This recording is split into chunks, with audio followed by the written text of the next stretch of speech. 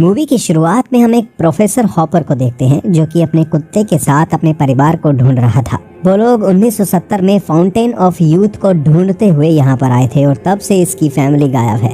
उन्हें ढूंढते ढूंढते हॉपर एक गुफा के पास जाता है। गुफा के अंदर उसे एक आदमी दिखाई देता है। उस आदमी के पास एक गन थी जो कि काफी पुराने जमाने की लग रही होती है। वो आदमी बिल्कुल भी हिलडुल नहीं रहा होता है। हॉपर उस गुफा में अंदर नहीं जाता बल्कि वो वापस घर की तरफ निकल जाता है। हॉपर अपने आगे की खोज के लिए अपने दो स्टूडेंट टाइलर और जैकी के साथ जाने वाला था, लेकिन अब वो उन दोनों को अपने साथ ले जाने के लिए मना कर देता है और अकेले ही अपने परिवार की खोज में निकल पड़ता है। जब हॉपर उस गुफा के अंदर जाता है तो वो देखता है कि गुफा के अंदर अदृश्य परत थी जो कि बाहरी दुनिया को उस दुनिया से अलग रखती है। हॉपर उस परत को पार करके उस गुफा के अंदर एंटर कर जाता है और जैसे ही हॉपर एंटर करता है तो वो आदमी भी चलने लगता है। अब दूसरी तरफ हम देखते हैं जैकी और टाइलर काफ़ी परेशान थे क्योंकि हॉपर का उन्हें 2 दिन से कोई कॉल नहीं आया था, इसलिए वो उसे ढूंढने के लिए निकल पड़ते हैं। इस सफ़र में वो साथ लेते हैं हॉपर की गर्लफ्रेंड कायरा का, क्योंकि उन्हें कायरा के फादर की कार चाहिए होती है। जैसे ही ये जाने लगते हैं तभी कायरा की बहन और हॉपर का बेटा भी साथ चलने की जिद करने लगता है और अब ये 5 लोग हॉपर को ढूंढने के लिए निकल पड़ते हैं। जब ये लोग गुफा के पास पहुंचते हैं तो उन्हें वहां पर हॉपर के परिवार की गाड़ी दिखाई देती है और अब ये समझ जाते हैं कि हॉपर अपने परिवार को ढूंढने के लिए आया है, न कि 1970 में गायब हुए कुछ आदमियों को। इसके बाद ये सब लोग उस गुफा के अंदर एंटर कर जाते हैं। तभी वहाँ पर उन्हें एक रस्सी दिखाई देती है। रस्सी काफ़ी पुरानी थी, इसलिए वो ये सोचते हैं कि हॉपर को अभी गायब हुए ज़्यादा समय नहीं हुआ है, इसलिए ये रस्सी हॉपर की नहीं हो सकती और अब उन्हें उस गुफा के अंदर जाने के लिए काफ़ी नीचे उतरना था। तो हॉपर का बेटा अंदर नहीं आता क्योंकि उसे ऊंचाई से डर लगता था, इसलिए वो चारों लोग अंदर पहुंच जाते हैं। जब ये लोग नीचे उतर रहे होते हैं तभी कायरा को एहसास होता है कि यहाँ पर कोई अदृश्य परत है जो कि हॉपर को भी महसूस हुई थी। तभी हम दूसरी तरफ हॉपर को देखते हैं जो कि जितना अंदर जा रहा था उतना ही उसे एक रोशनी बहुत ही ज्यादा कम और बहुत ज्यादा होती दिखाई दे रही थी। लेकिन तभी उसे पीछे से कोई आवाज आती है और वो उस गुफा से भागकर बाहर की तरफ जाता है। लेकिन जैसे ही वो बाहर पहुंचता है तो उसे पता चलता है कि बाहर तो सब कुछ बदल चुका है, क्योंकि उसे अंदर गए तो 5 ही मिनट हुए थे, लेकिन अब बाहर 300 साल बीत चुके हैं। इसीलिए उसकी गाड़ी पर पेड़ पौधे उग चुके थे और वहीं पर उसकी नज़र सामान पर पड़ती है और जैसे ही वो उस सामान को देखता है तो उसे पता चलता है कि ये सामान उसके स्टूडेंट और उसके बच्चे का है और वो समझ जाता है कि ये लोग उसे ढूंढते हुए यहाँ पर आए होंगे।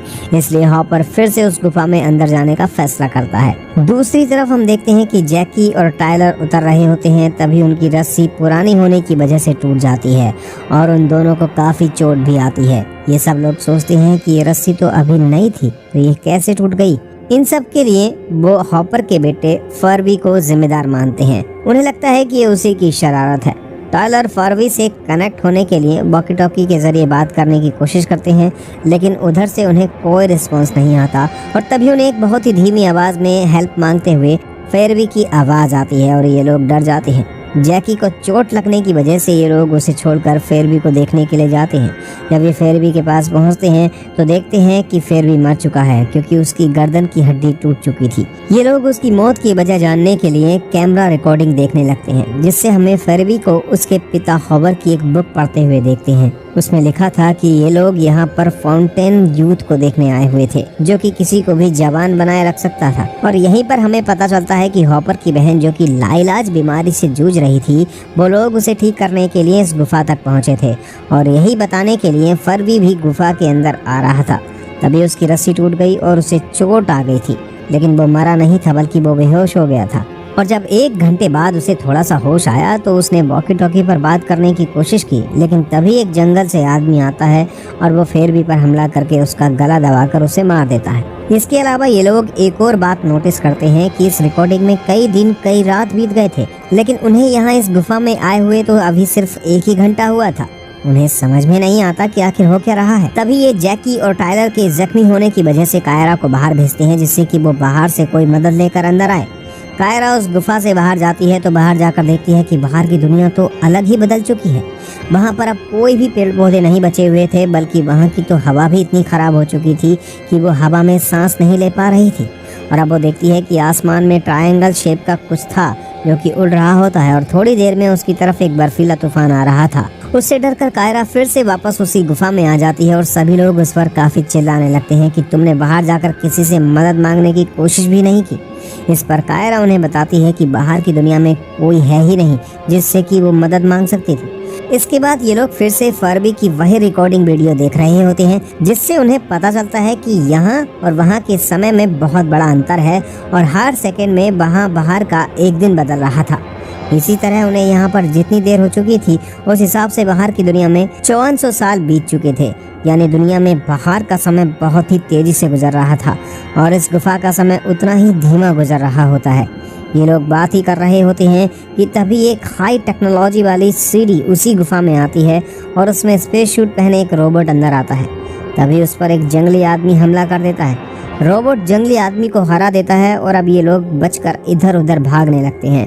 तभी टायलर को हॉपर की फैमिली दिखाई देती है। हॉपर की फैमिली बहुत बुरी हालत में थी और वो लोग मर चुके थे। अब वो लोग चारों तरफ से जंगली लोगों पर हमला करने लग जाते हैं। तभी टायलर सबको वहाँ से निकलने के लिए कहता है और खुद ही उन लोगों से लड़ने लगता है।